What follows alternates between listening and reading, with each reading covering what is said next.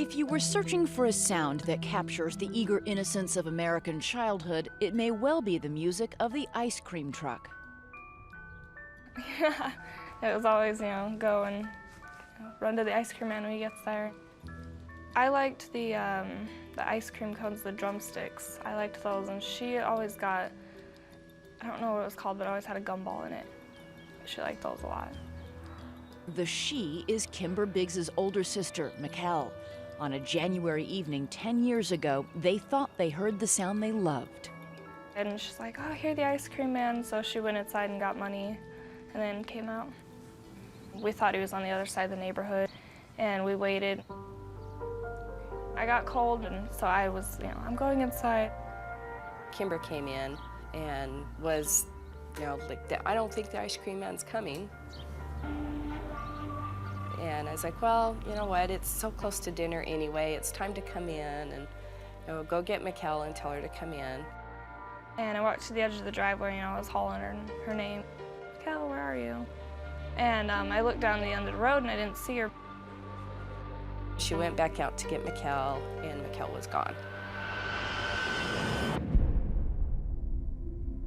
After a fast check for Mikkel at a neighbor's, her mother Tracy phoned authorities. After I called the police, it kind of hit me then. It just sunk in, the panic. You go cold inside, police cars out there. There's already a police helicopter up announcing there's a missing child. All within that first 30 minutes or so. It's like a scene from a movie. You must have felt like an alternate universe. Yeah, it was not anything that I had ever experienced or ever, thought I would. It really was like walking in a dream. Police were joined in the search by the Biggs' Mesa, Arizona neighbors. Everybody just came together, going house to house, street to street. We had a map out there, and the guys all figured out, you guys go to this street, you guys go to this street. All of a sudden, our little safe neighborhood wasn't safe anymore. Scary. Probably the biggest thing that stuck out in my mind that night was walking down alleyways and looking through dumpsters with Mikkel's father, Darren. To look through dumpsters for my friend's daughter's body was very traumatic. I remember it was probably maybe 9 o'clock or so. And that's when I broke down and just went, man, I want my little girl back.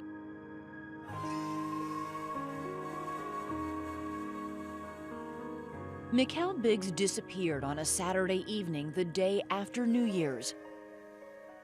The next morning, Mesa, Arizona detective Jerry Gissel got the news while he was in church. I got a page.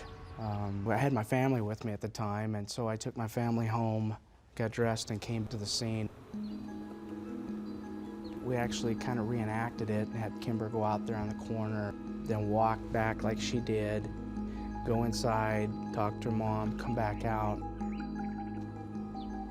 I did the walkthrough with them a few times. To time how long Mikkel might have been out there by herself. Yeah. They figured there was probably less than 2 minutes, probably 90 seconds, where Mikkel was completely alone. If the person that took her had been off by 30 seconds either way, somebody would have spotted him.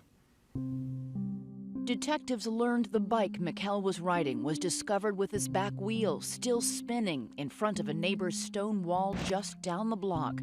And the 2 quarters she had gotten for ice cream were found nearby. That suggested something very disturbing. She was running from somebody. Based on the evidence that we do have, it wasn't somebody that she knew or wanted to be with. She dropped that bike, she was running towards home, she dropped the quarters, and it was swift, and somebody grabbed her and I believe abducted her in a car and drove away with her. Is it surprising to you that something could happen and nobody would see it? 6 p.m.? We just had a football game. It was one of the first playoff games the Cardinals had been in, so everybody was partying. It's just the day after New Year's. But once it was known that Mikkel was missing and the word got out in that particular community, everybody was out looking. The first night's hunt expanded. For days, hundreds of volunteers and hordes of police combed the surrounding areas and the edges of the vast desert beyond. Just a huge search at that time. You know that if that child isn't found alive in 72 hours, the chances of that child being found alive are so slim. We knew the clock was ticking, and I will tell you this, that no one that was with that case went to sleep. We would go home, get dressed, and come back because of that particular 72-hour window.